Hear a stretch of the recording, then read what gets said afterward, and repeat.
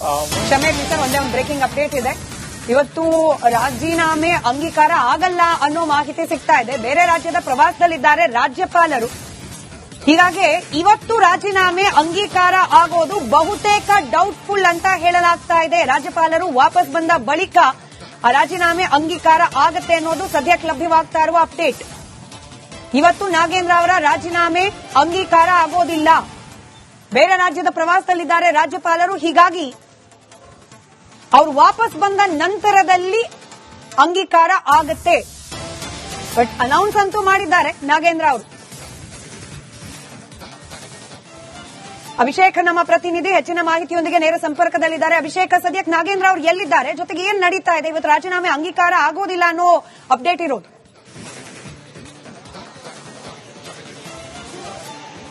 ಸ್ಮಿತಾ, ಸದ್ಯದ ಮಟ್ಟಿಗೆ ನಾಗೇಂದ್ರ ರಾಜೀನಾಮೆ ಕೊಟ್ಟಿದ್ದಾರೆ ಅನ್ನೋದ್ರ ಮಾತ್ರ ಸತ್ಯ ಆಗುತ್ತೆ. ಆದ್ರೆ ಅಂಗೀಕಾರ ಆಗಬೇಕಾಗಿರೋದು ರಾಜ್ಯಪಾಲರ ಮುಖಾಂತರ. ಈಗ ಡಿ.ಕೆ. ಶಿವಕುಮಾರ್ ಅವರು ಮುಖ್ಯಮಂತ್ರಿಗಳು ಅವರ ನಿವಾಸದ ಮುಂದೆ ಇದ್ದೇವೆ. ಮೊದಲನೇದಾಗಿ ಏರ್ಪೋರ್ಟ್ ನಲ್ಲಿ ಮಾತನಾಡಿದಂತ ಸಂದರ್ಭದಲ್ಲಿ ನಾಗೇಂದ್ರ ಅವರು ಹೈಕಮಾಂಡ್ಗೆ, ಮುಖ್ಯಮಂತ್ರಿಗಳಿಗೆ, ಸರ್ಕಾರಕ್ಕೆ ಮುಜುಗರ ಆಗದಂತ ಕ್ರಮವನ್ನ ವಹಿಸ್ತೇನೆ ಅಂತ ತಿಳಿಸಿದ್ರು. ಅಲ್ಲಿ ರಾಜೀನಾಮೆ ಕೊಡ್ತೇನೆ ಅಂತ ಹೇಳಿರಲಿಲ್ಲ. ಪರೋಕ್ಷವಾಗಿ ಹೈಕಮಾಂಡ್ ಯಾವ ಆದೇಶವನ್ನ, ಸಿಎಂ ಯಾವ ಆದೇಶವನ್ನ ನೀಡ್ತಾರೆ ಅದನ್ನು ಪಾಲಿಸ್ತೇವೆ ಅಂತ ಹೇಳಿದ್ರು.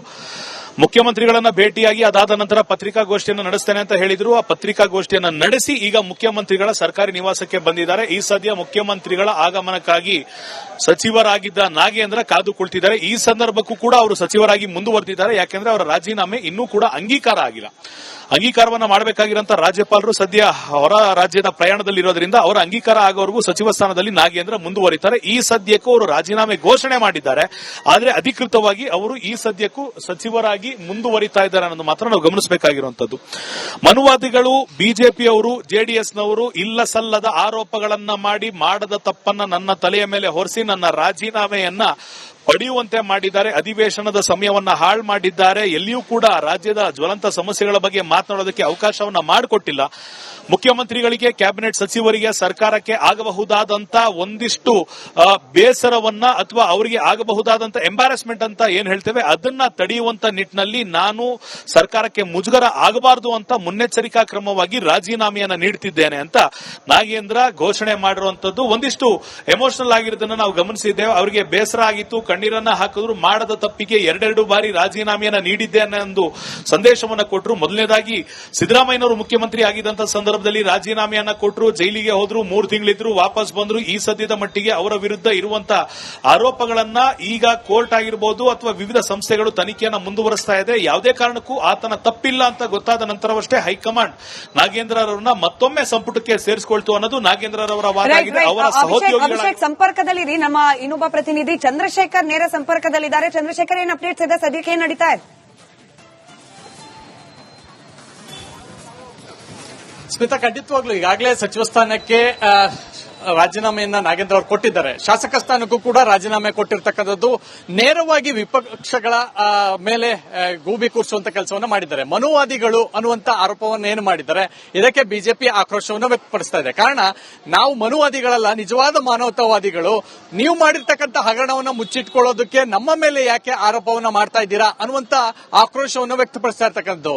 ಈಗ ನಮ್ಮ ಮೇಲೆ ಆರೋಪವನ್ನ ಮಾಡ್ತಾ ಇದ್ದೀರಾ ಸರಿ, ಆದ್ರೆ ಇದಕ್ಕೆ ಮೊದಲು ರಾಜೀನಾಮೆ ಕೊಟ್ಟಿರಲ್ಲ 2024ರಲ್ಲಿ. ಆಗ ರಾಜೀನಾಮೆ ಏನ್ ನಾವು ಕೇಳಿದ್ವಾ, ನೀವೇ ಅಲ್ವಾ ಕೊಟ್ಟಿದ್ದು, ನಿಮ್ಮ ಪಕ್ಷದಿಂದಲೇ ತೆಗೆದುಕೊಂಡಿದ್ದು ಅನ್ನುವಂತ ಗಂಭೀರ ಆರೋಪವನ್ನ ಬಿಜೆಪಿಯಿಂದ ಮಾಡ್ತಾ ಇರ್ತಕ್ಕಂಥದ್ದು.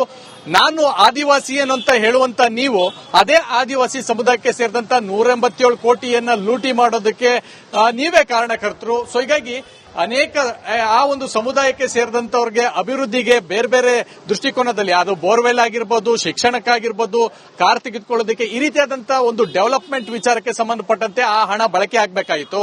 ಆದ್ರೆ ನೀವು ಮಾಡಿದಂತ ಒಂದೇ ಒಂದು ತಪ್ಪಿನಿಂದ ಆ ಹಣ ಚುನಾವಣೆಗೆ ಹೋಯ್ತು, ಬೇರೆ ಬೇರೆ ರೀತಿಯಾದಂತಹ ಬಳಕೆಗೆ ಹೋಯ್ತು, ಯಾವುದೋ ಅಕೌಂಟಿಗೆ ಹೋಗಿ ಸೇರ್ತು, ಲ್ಯಾಂಬೋರ್ಗಿನಿ ಕಾರ್ ತೆಗೆದುಕೊಳ್ಳುವಂತ ಕೆಲಸವನ್ನ ಮಾಡಿದ್ರಿ. ಈ ರೀತಿಯಾದಂತ ಒಂದು ಕೆಲಸವನ್ನ ನೀವು ಮಾಡಿರ್ತಕ್ಕಂಥದ್ದು. ಸೊ ನಮ್ಮ ಮೇಲೆ ಆರೋಪ ಮಾಡುವಂತದ್ದು ಸರಿಯಲ್ಲ. ಈಗ ಏನು ಅಮೌಂಟ್ ರಿಕವರಿ ಆಗಿದೆ ಆ ಅಮೌಂಟ್ ಎಲ್ಲವೂ ಕೂಡ ನೀವು ಬಳಕೆ ಮಾಡಿದಂತ ಬೇರೆ ಬೇರೆ ಅಕೌಂಟ್ಗೆ ಹೋಗಿದ್ದಂತ ಹಣವನ್ನು ವಾಪಸ್ ತೆಗೆದುಕೊಂಡಿರ್ತಕ್ಕಂಥದ್ದು. ನೀವು ಮಾಡಿರ್ತಕ್ಕಂಥ ತಪ್ಪಿನಿಂದ ನೀವೀಗ ರಾಜೀನಾಮೆಯನ್ನು ಕೊಟ್ಟಿದ್ದೀರಾ, ನಮ್ಮ ಮೇಲೆ ಆರೋಪ ಮಾಡುವಂತದ್ದು ಸರಿಯಲ್ಲ ಅನ್ನುವಂಥದ್ದು ವಿಪಕ್ಷಗಳ ನೇರ ವಾಗ್ದಾಳಿ. ಇನ್ನು ಬಳ್ಳಾರಿಗೆ ಬನ್ನಿ ಅನ್ನುವಂತ ಒಂದು ಸವಾಲನ್ನ ಅಭಿಷೇಕ್ ನಮ್ಮ ಪ್ರತಿನಿಧಿ ಮುಖ್ಯಮಂತ್ರಿಗಳ ನಿವಾಸದ ಮುಂದಿದ್ದಾರೆ. ನಾಗೇಂದ್ರ ಅವರು ಕೂಡ ಅಲ್ಲೇ ಇದ್ದಾರೆ ಅನ್ನೋ ಮಾಹಿತಿ. ಅಭಿಷೇಕ್, ರಾಜೀನಾಮೆ ಅಂಗೀಕಾರ ಟೆಕ್ನಿಕಲಿ ಆಗೋದಿಲ್ಲ, ಬಟ್ ಈಗ ಮಾತುಕತೆ ಹಂತದಲ್ಲಿ ನಡೀತಾ ಇದೆ. ಬಹುಶಃ ಸಮಾಧಾನ, ಮುಂದಿನ ಪ್ಲಾನಿಂಗ್ ಇತ್ಯಾದಿ ಇತ್ಯಾದಿ ಏನ್ ಡೀಟೇಲ್ಸ್ ಇದೆ?